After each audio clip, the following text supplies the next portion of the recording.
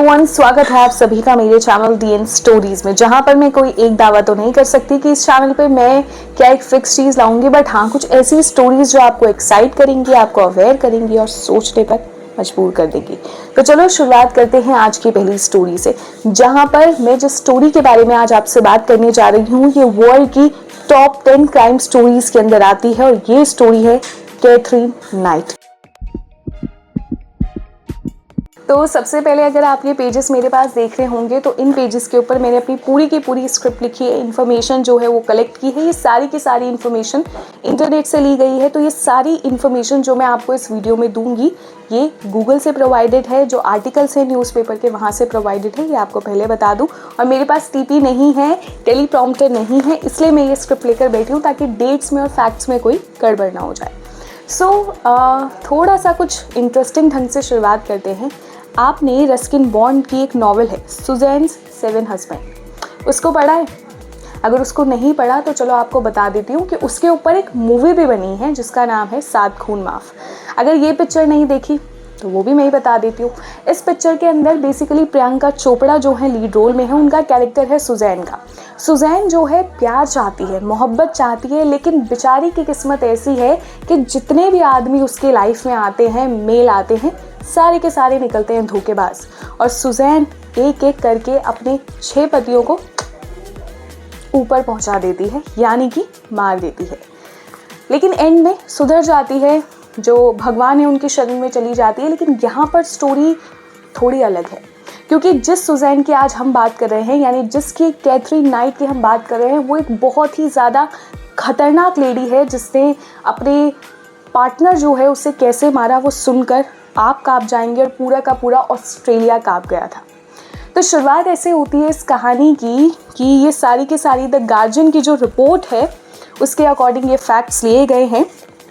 तो गार्जियन की रिपोर्ट के अकॉर्डिंग अगर हम बात करते हैं तो 24 अक्टूबर 1955 को ऑस्ट्रेलिया के न्यू वेल्स में कैथरीन नाइट का जन्म होता है। ठीक है, इनके अलावा इनके परिवार में पापा हैं, मम्मी है, मम्मी का नाम है बारबरा, पापा है जैक।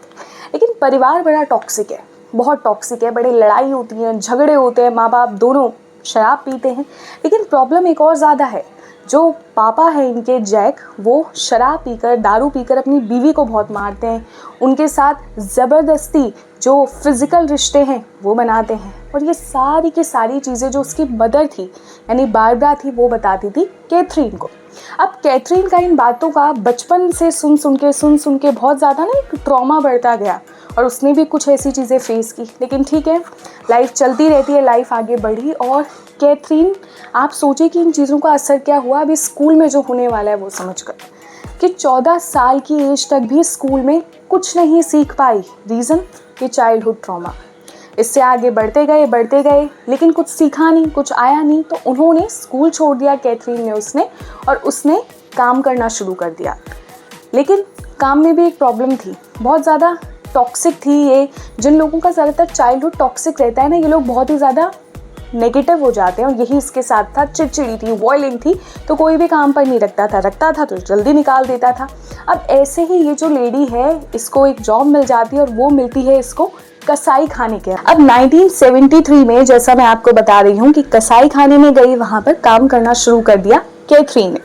अब यहाँ पर 18 साल की हो गई थी, इश्क परवान पर चढ़ गया और मोहब्बत हो गई, एक लड़के के साथ प्यार हो गया। अब प्यार हुआ, 18 साल की होते ही उससे शादी भी कर ली और शादी के ठीक 1 साल बाद एक बेटी भी हो गई। लेकिन बेटी होने के बाद कैथरीन का बिहेवियर बहुत अजीब हो गया था, बहुत ज़्यादा, जिसे कहते हैं ना, चिड़चिड़ापन और ज़्यादा बढ़ने लग गया था। और उसके तुरंत बाद ये डिप्रेशन में चली गई, जहाँ पर क्या हुआ कि इसने अपनी ही बेटी को मरने तक छोड़ दिया। उस हालत पर ये लेडी कैथरीन आ चुकी थी। ये सब देखते हुए और इसका वॉयलेंट नेचर देखते हुए इसको हॉस्पिटलाइज भी करवाया गया, जहाँ से कि बाद में अगर मैं आपको बताऊं तो 1976 में इसे डिस्चार्ज कर दिया गया। ठीक है, लेकिन अगर हम आगे कहते हैं, घर लौटकर आती है 6 मार्च 1980 के टाइम, फिर एक और बेटी का जन्म होता है। लेकिन अब क्या हुआ, अब आगे स्टोरी और ज़्यादा खतरनाक होती जाती है यहाँ से, कि और लड़ाइयाँ हो। बाद एकदम से ना, जो हस्बैंड था, जो पहला पति था कसाई खाने के बाद जिससे शादी की, लड़ाइयाँ होने लग गई, झगड़े होने लग गए, इन्वायरमेंट बहुत ज़्यादा टॉक्सिक होने लगता है, जहाँ पर दोनों अलग हो जाते हैं, जो कि ठीक भी था कि ठीक है, नहीं बन गई, अलग होना बेस्ट है। 1986 में एक और बार प्यार होता है, दोबारा से मुलाकात होती है एक नए शख्स से, एक नए इंसान से। और इसके बाद फिर क्या होता है, तीसरी बेटी, क्योंकि पहले इंसान के साथ 2 बेटियां हो चुकी थी जैसा मैंने आपको बताया, अब इस इंसान के साथ तीसरी बेटी होती है। लेकिन यहाँ भी कैथरीन का वही टॉक्सिक नेचर, खराब नेचर, झगड़े होने लग जाते हैं इस बंदे से भी, क्योंकि ऑफ कोर्स आप टॉक्सिक हो तो आपके रिलेशनशिप अच्छे नहीं चल सकते। ठीक है, फिर क्या होता है जी, इससे भी अलग हो जाती है। अब 1991 के अंदर कैथरीन का एक और अफेयर होता है, दोबारा से मैडम को प्यार हो जाता है इन्हें, और इस पर्सन का नाम था जॉन चिलगुएट। इसके साथ होता है इनका रिलेशन, इसके साथ इनका फिर से मतलब रिलेशन होता है, और इसके साथ एक बेटा होता है इनका। लेकिन फिर 3 साल बाद इससे भी अलग हो जाती है। चले जा रहा था सिलसिला, पार्टनर फिर अलग, पार्टनर फिर अलग, 3 बार ये काम ये लेडी कर चुकी थी। लेकिन अब की बार जो होने जा रहा था वो चौंका देने वाला था। लेकिन फिर 1991 में जो होता है ये बहुत ज्यादा अलग था, और ये शुरुआत थी कैथरीन के पागल हो जाने की। क्योंकि अब 1991 में कैथरीन को दोबारा से प्यार होता है, प्यार कहूं या कहूं पागलपन में आने लग जाती है ये लेडी, और बढ़ने लगती है इस तरह। जहां पर कि जो कैथरीन है, इसको जिस इंसान से प्यार होता है इसका नाम है जॉन प्राइस। जॉन प्राइस जो है ये 40 साल का है, तलाकशुदा है, और 3 इस इंसान के बच्चे हैं। अब कैथरीन जो है, कैथरीन उसके भी 4 बच्चे हो चुके हैं, जैसा आपने जाना कि 3 बेटियां, 1 बेटा, सब रिलेशनशिप्स खराब। लेकिन इसके साथ कैथरीन का एक अलग बॉन्ड बनता है, इसके साथ रहना शुरू करती है, दोनों लिव इन में रहते हैं। लेकिन एक चीज का बड़ा झगड़ा है, कैथरीन चाहती है कि जॉन उससे शादी करे, जॉन शादी करना नहीं चाहता, उसने साफ मना कर रखा है कि ना ना मैं शादी नहीं करूंगा। लेकिन कैथरीन चाहती है उससे शादी करे। इस बात को लेकर दोनों के लड़ाई झगड़े होते हैं, बहसबाजी होती है, और एक बार कैथरीन इस बात पर मानोगे कि चाकू लेकर उसको अटैक करने चली जाती है, और वो गुस्से में निकाल देता है उसे घर से, क्योंकि ऑफ कोर्स हर कोई निकालेगा कि क्या मैडनेस है यार। देखो ऑफ कोर्स एक रिश्ते में हूँ तो शादी करनी चाहिए, लेकिन कि म्यूचुअल होना चाहिए। तो यहाँ म्यूचुअल नहीं था, लेकिन पड़ी रहती थी वो पीछे कि कर कर कर, और ऐसे करके जब ऑफ कोर्स उसने जॉन पर चाकू से हमला किया, जॉन ने घर से निकाल दिया, जो निकालना भी चाहिए था, क्योंकि बहुत ज्यादा ये कहते हैं ना कि भाई टॉलरेट ही नहीं हो सकती है ऐसी हरकत थी कैथरीन की। लेकिन वही है, प्यार है, मोहब्बत है जी, कुछ दिन बाद फिर आ गए, फिर चीजें नॉर्मल हो गई। लेकिन कैथरीन ने कहा कुछ भी हो जाए इसको शादी के लिए तो मना कर रहूंगी। अब इसके लिए कैथरीन ने क्या ढूंढा, हमेशा ध्यान रखना जब हम किसी के साथ प्यार में होते हैं ना तो उसे हमारी वीकनेसेस पता होती है। ठीक ऐसा ही यहाँ पर था, कैथरीन को जो जॉन है इसकी वीकनेस पता थी कि जॉन जो है सेक्सुअली बहुत ज्यादा एडिक्टेड इंसान है, he is crazy about it, ये वो जानती थी। ठीक है, और इसी चीज को उसने कहा मैं यूज करूंगी, इसके साथ फिजिकल होंगी और इससे शादी के लिए मना लूंगी। जिसके लिए वो क्या करती है कि इस प्लान को अपने देखते हुए वो 29 फैब 2000 की ये बात है, जॉन के घर जाती है। जॉन तब घर पर मिलता नहीं है, वो वेट करती रहती है, और शायद उसकी भी आंख लग जाती है, और बाद में वो देखती है कि 12 बजे के करीब जॉन के रूम में जाकर देखती है तो वो सो रहा होता है। ठीक है, वो उसके बाद जो है, अब यहाँ पर वो प्लान बनाती है कि ना इसके साथ फिजिकल होते हैं, अपना फिजिकल रिलेशन बनाती है, और देन इसको दोबारा से शादी के लिए मनाती हूँ। ठीक है, वो सबसे पहले उसको खूब सारी दारू पिलाती है, शराब पिलाती है, जो वो पीता है, ये चीजें होती हैं। लेकिन इसके बाद भी जॉन शादी के लिए हाँ बोलता है, नहीं, मना कर देता है। लेकिन जॉन शादी से फिर से मना कर रहा है इसके बाद भी। अब कैथरीन कहती है कुछ तो करना पड़ेगा। इतना गुस्सा हो जाती है ये औरत कि फटाफट से अपने घर जाती है, और जैसा मैंने बताया था कि कसाई की दुकान में काम करती थी, तो अपना पूरा औजारों का बॉक्स लेती है और पहुंच जाती है उनमें से एक खतरनाक सा शार्प सा चाकू लेके जॉन के घर, जहां पर जॉन तो सो रहा होता है, उसको पता ही नहीं होता, और ये ढेर सारी बार चाकू घोंप कर उसकी हत्या कर देती है, उसे मार देती है। लेकिन यहाँ पर भी इसका गुस्सा नहीं रुकता, ये उसके टुकड़े कर देती है, उसकी खाल को निकालकर दरवाजे पर टांग देती है। और बाद में पागलपन की हद है यार, ये शायद ये इतना खतरनाक इंसान मैंने नहीं देखा ना कभी सुना, कि इसके बाद भी लेडी नहीं रुकती, ये उसके टुकड़े करे हुए जो थे उसकी सब्जी बना देती है। और जैसे, क्योंकि इसका ये प्लान होता है कि ये सब्जी ये इसके बच्चों को चखाएगी, जैसा मैंने बताया कि उसके 3 बच्चे भी थे जॉन के। लेकिन जैसे ही वो सब्जी को खुद टेस्ट करती है उसे उल्टी आ जाती है, और वो एकदम से घबरा जाती है कि उससे क्या हो गया, क्या कितना बड़ा सिन कर दिया, कितना बड़ा पाप कर दिया उसने।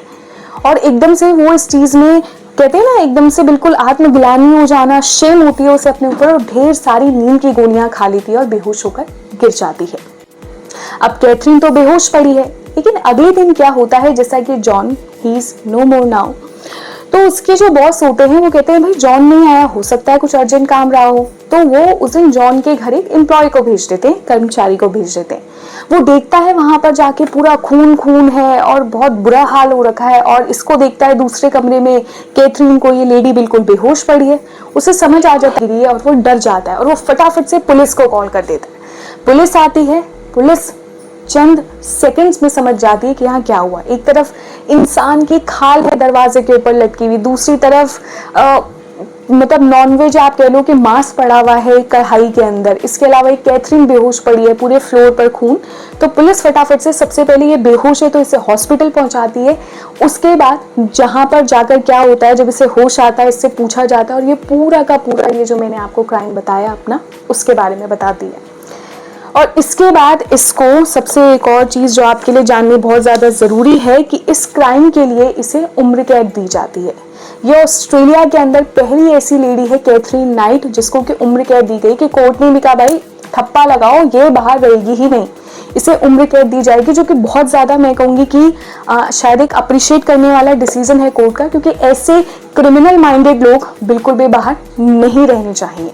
तो जैसे कि मैंने आपको आज बताई कैथरीन नाइट की ये क्राइम स्टोरी, लेकिन इससे मैं आपके लिए, जैसा मैंने कहा डी एन स्टोरी पर कुछ अलग होगा, कुछ हटके होगा, तो 3 चीज़ें रेज करना चाहती हूँ। पहला, चाइल्डहुड ट्रॉमा यहाँ पर बहुत बड़ा रीजन रहा।